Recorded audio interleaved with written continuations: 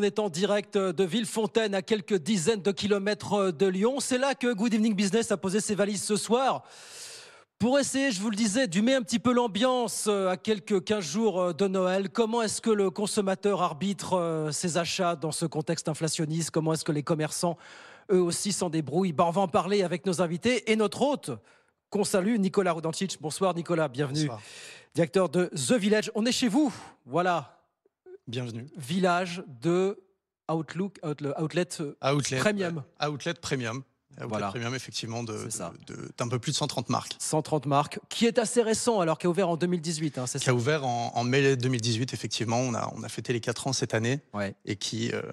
c'est un outlet, en tout cas, dont on est extrêmement fier et qui connaît une croissance exceptionnelle. On est sur 30 000 mètres carrés, effectivement. Les grandes marques sont là. Exactement. Outlet, vous nous rappelez, on peut aller chercher des marques jusqu'à moins 60, 70%. De moins 30 à moins 70%. Moins 30 à moins 70%. Toute l'année, effectivement. Évidemment.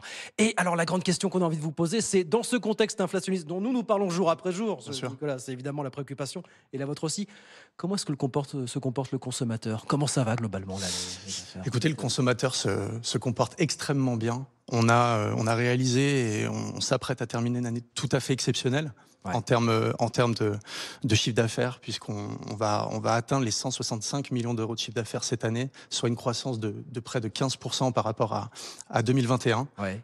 C'est juste exceptionnel compte tenu de la conjoncture. Ça veut dire quoi? Justement, ça veut dire quoi? On attendait un consommateur peut-être un peu frileux. Ouais. Il ne l'est pas chez vous, le consommateur, aujourd'hui, très concrètement? Il l'est pas. On a en tout cas la chance d'avoir des consommateurs de plus en plus nombreux qui répondent présents à venir nous voir chaque semaine et chaque week-end. Et je pense que ça démontre en tout cas de la solidité du modèle économique et de la vision qui a été développée et par The Village et par la compagnie de Pfalzbourg depuis maintenant 5 ans. Vous me disiez, quand on préparait tout à l'heure cette interview, il s'est quand même passé pas mal de choses. Il ne faut pas se raconter d'histoire pendant le Black Friday. Bien sûr. Voilà. Ouais. C'est révélateur d'un climat, ça, quand Bien même. Sûr. Bien sûr. On en parlait tout à l'heure. Effectivement, on a eu un Black Friday tout à fait exceptionnel où on a eu une consommation dopée de près de 43%, ce qui est tout à fait exceptionnel. On a le sentiment que les clients avaient besoin de consommer et surtout de bien consommer. C'est ça. Vous dites qu'ils ont fait le plein quelque part. Est-ce que c'est pas ça finalement dont on va se rendre compte?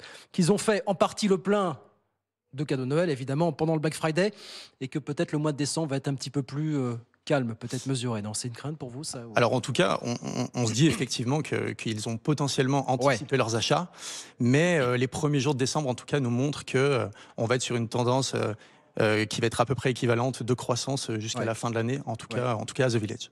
On pourrait effectivement se dire que l'essentiel est fait. On verra bien ce que donneront les prochaines semaines. Vos clients aussi, c'est des locaux essentiellement, ou ça va chercher un peu plus loin finalement? On a une zone de chalandise qui est effectivement très très large, qui va jusqu'à 2h30 de The Village. Donc effectivement, on a les grandes métropoles de la région, Lyon, Grenoble, Chambéry, Annecy ou encore Aix-les-Bains. Et on voit en tout cas qu'on a de plus en plus, avec la reprise du tourisme et des flux touristiques, de clients étrangers. Évidemment, la proximité avec Genève fait qu'on a énormément de jeunes voix qui viennent nous voir, mais également le positionnement extrêmement stratégique le long de l'autoroute A43 en direction des sports d'hiver. Alors vous êtes sur la route des sports d'hiver, en fait, c'est ça que vous m'expliquez. Exactement, on est sur le passage obligatoire vers les sports d'hiver. Et effectivement, on a énormément de clients d'Europe du Nord qui passent par ici et qui viennent nous voir chaque week-end. Et vos commerçants, alors on va écouter quelques-uns de vos commerçants qu'on a rencontrés cet après-midi. On va aller les voir tout à l'heure, bien sûr, jusqu'à 19h30. Comment est-ce qu'ils traversent cette passe? Voilà. Est-ce qu'ils ont le sentiment d'avoir face à eux des clients un petit peu plus échaudés par le contexte inflationniste finalement? Comment est-ce qu'ils voient ça aujourd'hui? En tout cas, le modèle économique qui est développé à The Village et notamment l'outlet semble être un excellent remède à la conjoncture actuelle, puisque quand on échange avec les commerçants et lorsqu'on regarde les chiffres d'affaires réalisés notamment pendant le Black Friday par les commerçants, les chiffres sont tout à fait exceptionnels. Est-ce qu'ils ont baissé leur prix fondamentalement par rapport à l'an dernier, tous ces commerçants que vous accueillez ici? Alors nous, toute l'année, on a des prix qui sont extrêmement intéressants. Peut-être encore un peu plus cette année, non? Pas forcément, non?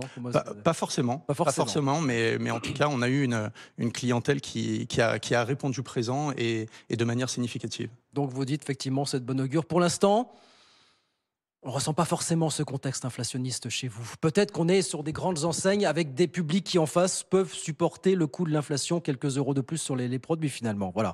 Est-ce que ça joue ça pour vous ou est-ce que ça ne joue pas justement? En tout cas, on a la chance d'être dans un lieu exceptionnel, en tout cas, et qu'il est de par son architecture, son écologie, de par notamment les services qu'on met à disposition de nos clients, qui font qu'ils viennent en nombre de manière répétée. Et effectivement, on aura l'occasion d'en parler, mais on est un centre Phygital qui en tout cas propose à nos clients de consommer online, et c'est une manière pour nous en tout cas de prolonger l'expérience The Village.